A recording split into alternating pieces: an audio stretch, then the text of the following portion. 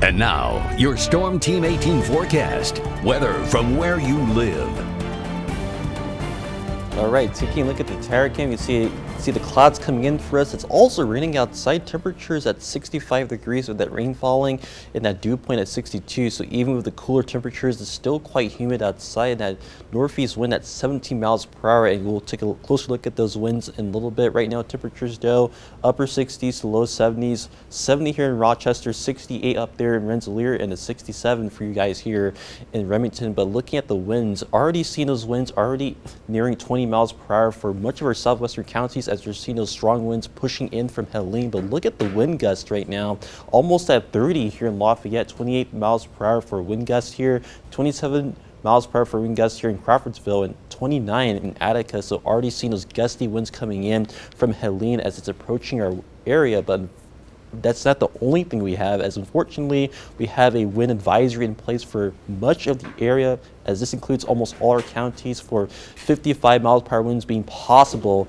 with this system as it does move our way, and also a high wind warning mainly for only Montgomery County and pointing to our southeast for 60 mile per hour winds, maybe even greater, with potential for maybe some falling limbs, maybe even some knockdown trees, and maybe even some power lines being affected as well. So unfortunately, looking at quite an active day for us as we head towards your Friday evening. Right now, again, the storm is right now located to our southeast. You can see the storm moving through portions of Tennessee right now, but notice all this rain spinning away from the system. This is all associated with Helene, as unfortunately, as it tracks its way towards our area, that rain will begin to really pick up as we progress throughout the course of the afternoon. And speaking of this afternoon, the heavy rainfall will really increase by 5 o'clock through about later on this evening as the heavier bands of rain move overhead, with those wind gusts up to around 50 miles per hour by the time we get to later on today. Temperatures still making it up into the low 70s.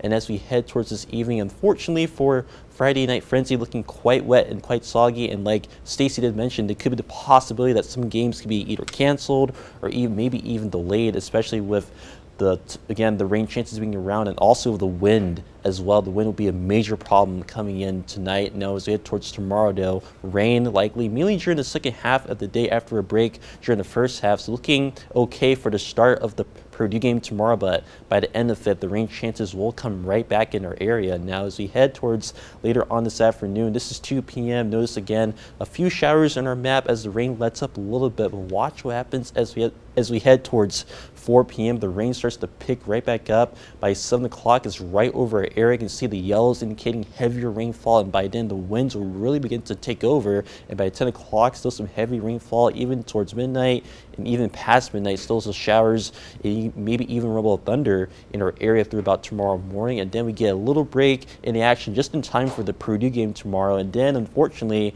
right when you think it's over, it comes right back into our area with more rainfall by Saturday afternoon, Saturday evening, and then we'll continue the rainfall into Sunday as well, as unfortunately Sunday looks to be another soggy day with that rain sticking around, and maybe even into Monday, a few showers possible too. But eventually the dry weather returns on Tuesday, and we're back into some sunshine as we do finish off the week next week. So looking at some good news to open up the month of October. But overall, we do have to get through 3 soaking wet days first. Temperatures in the 70s each and every day, then up to 78 on Tuesday, and then temperatures stay in the 70s until about next Sunday.